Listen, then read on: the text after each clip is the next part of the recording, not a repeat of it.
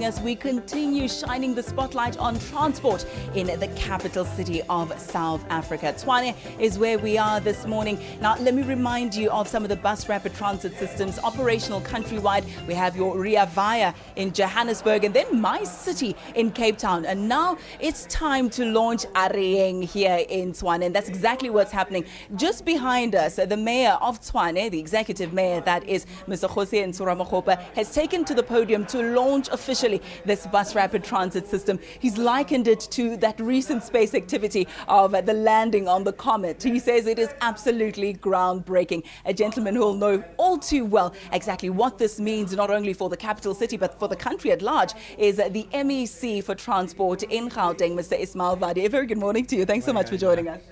Good morning to you.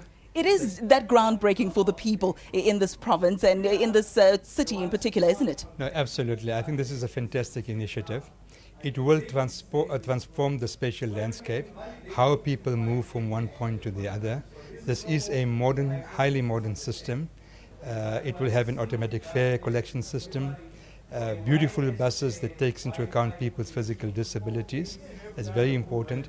And I think from a broader transport planning point of view, it's integrated with the Gautrain system and the Metro Rail system. And I think this particular phase that we are busy with, which we are launching today, will link all the universities here. So it's the University of South Africa, it's Tshwane University of Technology, and of course it brings the city together. And of course, boosting the knowledge economy. And it prides itself, this particular part of South Africa, in being a participant of the knowledge economy. But let's speak now about the logistics and the implementation of some of the infrastructure development. This is the first phase. Soon we'll be bringing in a number of phases, but how soon is soon? Look, work on this, let's call this the first phase. And this is a 7-kilometer phase with 7 stations.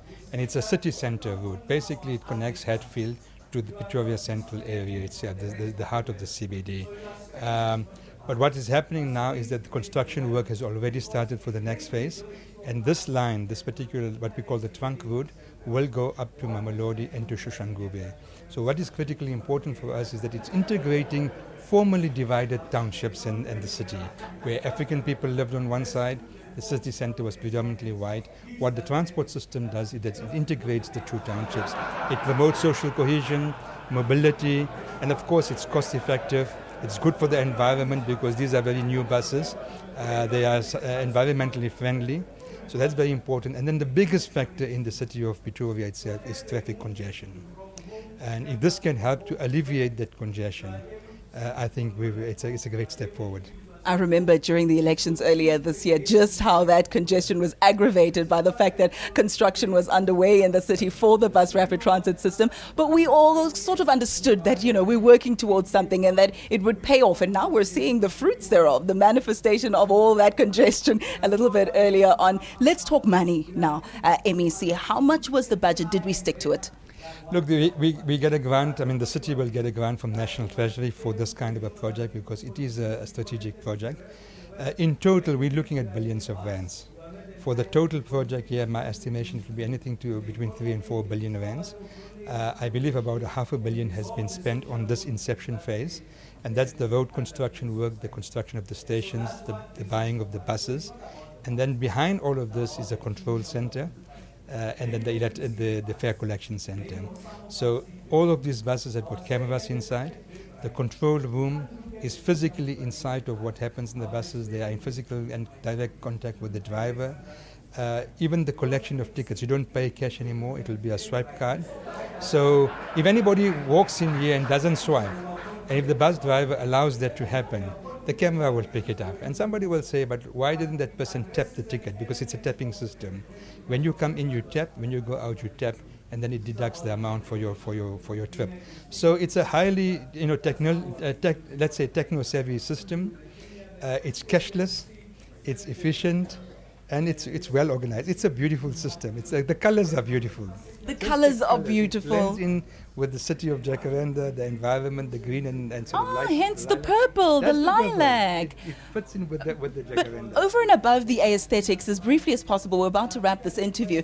Talk to us about how it fits into the National Development Plan. We know transport is key to reviving the economy. A number of people spend time in traffic, time that they could be using to contribute to the economy. We all know that a lot of them also spend a lot of money commuting to and fro. So this will help boost the economy as well and help achieve some of the NDP plans. 2 points, I think, internally, this is it's a major empowerment project for the taxi industry.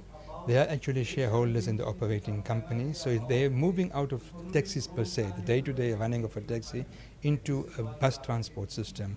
That's a major empowerment part for them, and I think that's important development.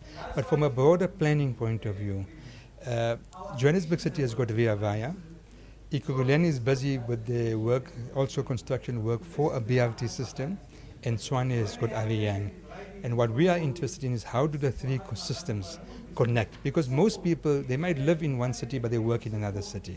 So we want to bring integration, and we're looking at the intermodal points between Ariang and say Via Vaya and Ekurhuleni, so that when we finish, and I really say it's going to be in 3 years from now, 4 years or so, we will have roughly 800 kilometers of bus rapid transit system in Gauteng, covering the 3 metros. So bringing about synergy, that And I think integration. we use the concept of a Gauteng city region.